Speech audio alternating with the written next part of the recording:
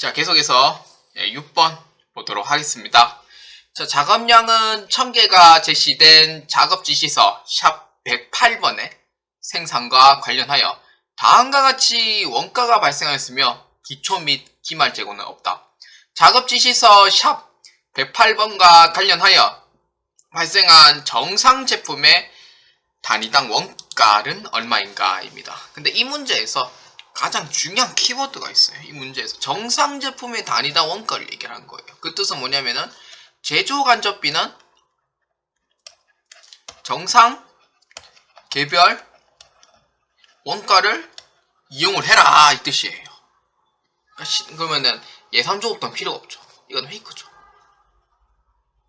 이미 배부율은 나와 있고 실제 조업도만큼 곱해주면 되는 거예요. 그래서 3 곱하기 10,000시간입니다. 3만원. 이게 제조 간접비의 정상 개별 원가 계산에 의해서 계산된 금액이고요. 그래서 직접 재료비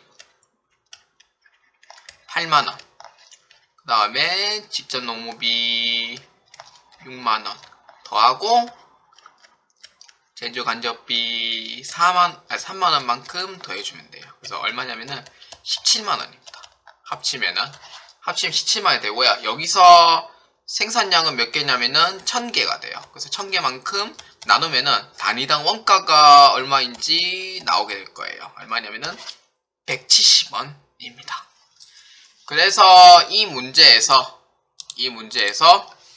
직접 재료비, 직접 농업비, 정상 개별 원가 계산에 의한 제조 간접비 모두 합쳐서 1000개만큼 나누면은 단위당 원가는 170원에 정답은 3번이다 라고 보시면 됩니다. 자, 그 다음 7번입니다.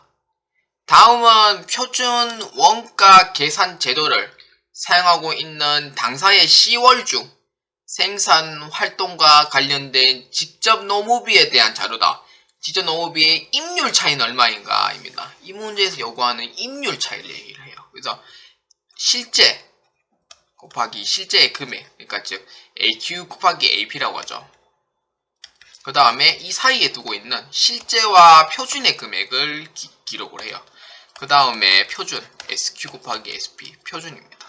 근데 이 문제에서는 능률 차이를 얘기를 한 거기 때문에 능률 차이에 대한 요청은 없어요. 그래서 실제와 관련되어 있는 그 부분에서 실제하고 표준을 곱함 이 왼쪽에 있는 부분의 임률 차이를 구하는 문제가 되겠습니다.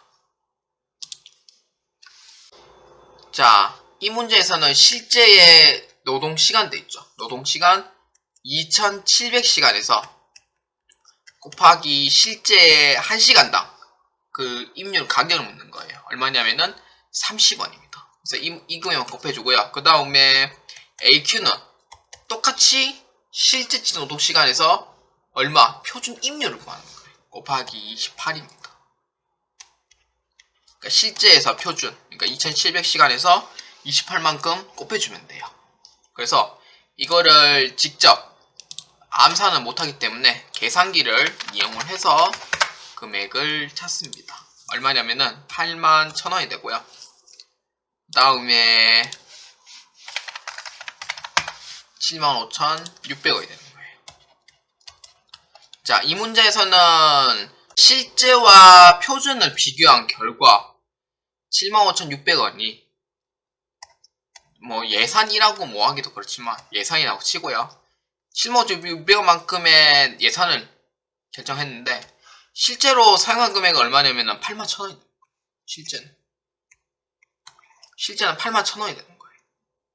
이건 뭐예요? 그러면은 내가 예산에 있는 금액보다 더 많이 쓴 셈이 되죠. 그래서 이거는 유리한 차이라고 볼 수가 없어요. 그래서 이거는 불리한 차이가 발생하게 됩니다. 그래서 임률 차이는 81,000원에서 75,600원만큼 뺀 금액만큼의 불리한 차이가 발생될 수밖에 없다. 그래서 이게 얼마냐면은 81,000원만큼 빼주면은 5,400원만큼이 불리한 차이가 된다라고 보시면 됩니다. 그래서 정답은 몇 번? 3번이다 라고 보시면 되겠습니다. 자, 그 다음 8번 보겠습니다. 당사는 종합원가 계산을 이용한 원가 계산을 하고 있다. 선의선취법을 사용할 경우 당기 완성품 원가는 얼마인가? 입니다.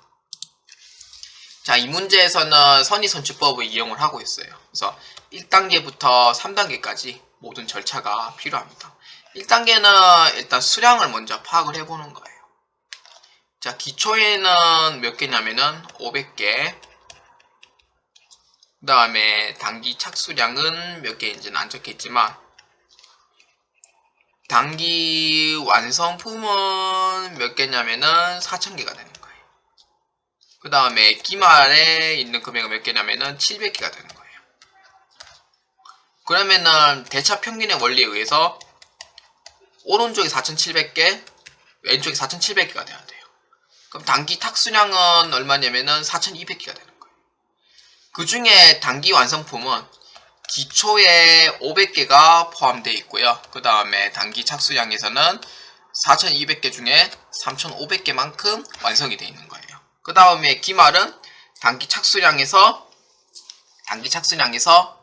나머지 이제 생산하다가 말았는 700개가 해당이 된다라고 보시면 돼요. 그래서 1단계는 수량 파악이고요. 그 다음에 2단계로 넘어가서는 완성품 환산량을 계산합니다. 일단 1단계부터 먼저 파악을 하는 거예요. 그러면은 기초는 어떻게 되냐면은 전량 투입이에요. 재료비는. 그래서 전월 기말에 전량 투입되면은 기말도 똑같이 500개만큼 배분이 되어 있을 거예요. 그래서 그건 0개고요. 그 다음에 가공비 같은 경우에는 균등하게 투입이 되어 있어요. 그래서 500개에서 전월에는, 그러니까 전월 기말에서는 500개에서 균등하게 투입됐으니까 60%만큼 배분되어 있을 거예요.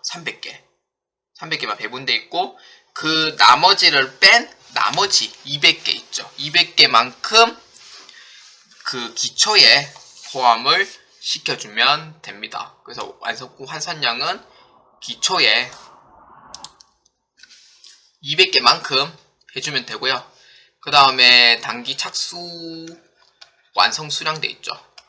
그래서 단기 완성품의 4000개 중에서 이 단기 착수량으로 투입해서 완성된 3500개만큼만 입력해줍니다. 그 다음에 기말은 당연히 재료비는 전량 투입이 되니까 당연히 기말은 진척도 자체를 고려하지 않아요. 그래서 700개고요. 그 다음에 가공비는 균등하게 투입되니까 700개의 50%만큼 포함이 돼야 돼요. 350개입니다. 그러면은 재료비 완성 환산량은 4200개로 봐야 되고요. 그 다음에 가공비 같은 경우에는 4050개로 봐야 됩니다. 자, 이 완성 환산량이에요. 여기서 이제 3단계에 해당하는 단위당 원가를 찾으면 됩니다. 아, 단위당 원가가 아니죠. 완성품 원가에 배분하는 금액을 찾으면 돼요. 배분하는 금액. 그래서 3단계는 이렇게 1단계, 2단계를 보았으면은 3단계는 이제 이렇게 계산이 됩니다. 3단계는 재료비가 4200개고요. 가공비는 4050개가 돼요. 그래서 그리고 주의할 점이 뭐냐면은 기초는 포함 배분 대상이 아닙니다. 배분 대상이 아니에요. 그래서 130만원 그대로 넣어주고요. 여기서 완성품 대상 금액에서 420만원과 324만원만큼 투입을 해주는 거예요. 그래서 이 금액만큼의 단위당 원가를 찾습니다. 단위당 원가. 그래서 단위당 원가는 얼마냐면은, 자, 계산기를 두들겨 봐야 되겠죠.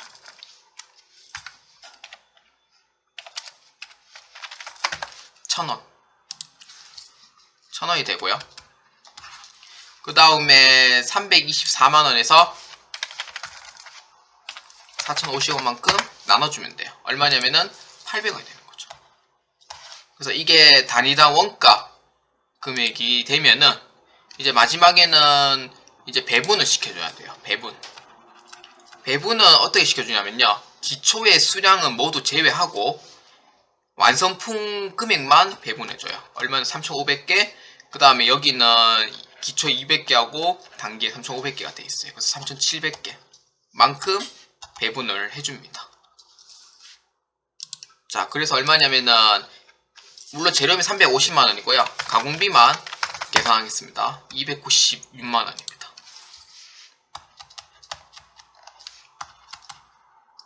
자, 요렇게 해서 이제 총 금액만큼 더해주면 돼요. 296만원하고 350만원만큼 더해주면 돼요.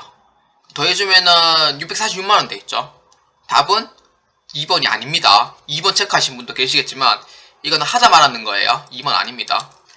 그래서 이 단위 완성품에 대한 총 원가, 금액과 그리고 기초에서 제외된 금액 있죠. 이것도 같이 포함시켜줘야 돼요. 그래서 단기 완성품 원가는 얼마냐면은 기초까지 합친 130만원 합쳐서 776만원이 답이 되는 거예요. 그래서 이 문제에서는 1단계, 2단계, 3단계를 모두 절차대로 완벽하게 할 수 있어야지만 그 정답을 찾을 수 있는 문제가 됩니다. 그래서 정답은 4번이 되고요. 776만원입니다. 그래서 반드시 선의선출법인 경우에는 기초금액은 포함하지 않는다라는 걸 반드시 알고 계시길 바라겠습니다. 자, 9번. 다음은 원가의 분류에 대한 내용이다. 맞는 것은 입니다. 자, 1번. 중변동 원가는 혼합 원가이며 조업도 수준이 0인 상태에서 일정 수준의 원가가 발생되며 이후 조업도의 증감에 따라 총원가가 변동하는 원가다입니다. 자, 혼합 원가는 첫 번째는 고정비의 성격을 가지고 있어요. 그러니까 이거예요. 0인 상태에서 일정 수준의 원가가 발생되며 이 뜻은 고정비 성격 얘기를 해요. 그러니까 즉 기본 요금 같은 걸 얘기를 하는 거예요. 그래서 고정비가 맞아요. 그런데 이후 조업도에서는 총원가가 변동하는 원가이다. 그러니까 즉 어느 정도 기본 금액이 일정한 선을 넘겨버리면은 변동비 성격을 가지고 있는 거예요. 그래서 두 번째는 변동비 성격을 가져요. 그래서 편화 원가는 고정비의 성격도 있고 변동비의 성격도 가지고 있어야 돼요. 그래서 이 내용에서는 고정비에 대한 내용과 변동비에 대한 내용을 가지고 있어요. 그래서 정답은 1번이 맞는 얘기가 되고요. 자, 그러면 2번, 3번, 4번은 어떻게 틀렸는지 한번 보도록 하겠습니다. 자, 2번 중고정 원가는 계단식 원가이며 총원가가 조업도에 관계없이 고정적인 원가를 말한다. 계단식 원가는 맞아요. 근데 총원가가 조업도에 관계없이 고정적인 원가를 말한다. 이거는 그냥 고정비 얘기를 하는 거예요. 고정비 얘기하는데 조업도에 관계가 없다? 아니죠. 왜냐면은 이게 계단 원가라고 이렇게 부르는데 조업도의 한계가 돼 있으면 예를 들어서 뭐 기계장치당 한 대당 시대에서 1000개면은 두 대만 2000개를 만들려면은 결국 한 대는 더 투입시켜줘야 돼요. 플러스 그럼 총 두 대가 되는 거죠. 근데 만약에 3000개가 되려면은 또 한 대가 더 투입해야 돼요. 그래서 1000개, 2000개, 3000개 결국 계단식으로 올라가는 거죠. 근데 계단 원가는 맞지만 총원가가 조업도와 관계없다? 그건 아니에요. 그래서 답은 2번이 틀린 부분이 되고요. 3번은 관련 원가는 특정 의사결정에 관련하여 의사결정 대안 간의 차이가 있는 과거 원가를 말한다. 이거는 말이 안 되죠. 이거는 과거 원가를 얘기하는 게 아니고요. 미래 원가를 얘기를 하고 있는 거예요. 왜냐면은 관리계 자체는 미래지향적하고 있거든요. 그래서 과거 원가를 얘기를 안 하는 거예요. 4번은 직접 원가는 특정 제품 중에 추적이 불가능한 공통 원가로서 직접 재료비, 노무 원가 등을 말한다. 말도 안 되는 얘기죠. 직접비는 추적이 가능해요. 추적이 불가능한 거는 뭐예요? 간접비를 얘기하는 거죠. 그렇죠. 간접비를 얘기를 하고 있는 거예요. 4번은 틀렸습니다. 그래서 맞는 답은 몇 번이냐? 1번이 된다 라고 보시면 되겠습니다. 그래서 9번의 답은 1번이다 라고 보시면 되겠습니다. 자, 그 다음 이제 10번입니다. 보조 부문에 제조 간접비 등이 존재할 때 제조 간접비의 배부 등에 대한 설명으로 옳지 않은 것입니다. 옳지 않은 거예요. 그럼 1번 직접 배분법은 보조 부문 간의 용역수수에 대한 관련성이 중요한 경우 완전히 파악하여 배분한 것을 말한다. 이거는 그냥 문제 맞추라고 만든 거예요. 문제 맞추라고. 이거는 어떤 경우냐면은 1번은 상호배분법을 얘기를 하는 거죠. 왜냐면은 직접 배분법은 용역수수 간에 어떤 이 관계를 고려하지 않는 거예요. 그러니까 중요치가 않는 거예요. 중요한 부분도 없어요. 그래서 그냥 무시하는 거예요. 근데 1번은 맞는 답을 얘기하려면 상호배분법을 얘기를 하는 부분입니다. 그래서 옳지 않은 거는 답이 1번이 되고요. 그 다음에 2번, 3번, 4번도 같이 한번 보도록 하겠습니다. 자, 보조부문 원가를 배분할 때 변동비와 고정비를 구분하는가의 여부에 따라서는 단위 배분율법과 이중 배분율법으로 나눌 수 있다. 맞는 얘기죠. 보조부문 원가를 변동원가하고 고정원가를 구분한다면 이중 배분율법을 나눌 수는 있어요. 그런데 고정비와 변동비의 그런 구분 여부는 없다라고 하면은 그냥 단위 배분율법 그냥 쓰시면 됩니다. 맞는 얘기예요. 그 다음에 3번 제조 부문에서 제품에 배부될 원가는 해당 부문에서 발생한 원가뿐만이 아닌 보조 부문에서 배분받은 제조 간접비도 포함한다. 이 맞는 얘기죠. 제조 부문에서 제품에 배분한 원가가 있죠. 해당 부문에 발생한 원가도 아닌 보조 부문에 배분한 제조 간접비도 포함한다. 그러니까 즉 직접 배분법, 단계 배분법, 상호 배분법 이렇게 있다고 해도 보조 부문에서 결국은 주요 부문에서 배분을 시켜줘야 돼요. 그래서 맞는 얘기가 되는 거고. 4번은 어떤 원가 동인을 원가 배분 기준으로 선택할 때 원가 동인에 발생한 인과관계를 반영하지 못한 경우 왜곡될 수 있다. 이건 맞는 얘기예요. 이거는 활동기준 원가 계산에 대해서 얘기를 합니다. 이거는 단점에서 얘기를 해요. 인과관계를 파악 못하면은 결국은 왜곡되는 현상이 들고 와요. 이게 전형적인 활동기준 원가에 대한 단점을 얘기를 하고 있는 거예요. 그래서 2번, 3번, 4번은 맞는 얘기고요. 그래서 답은 몇 번이냐면은 그렇죠. 1번이다 라고 보시면 되겠습니다.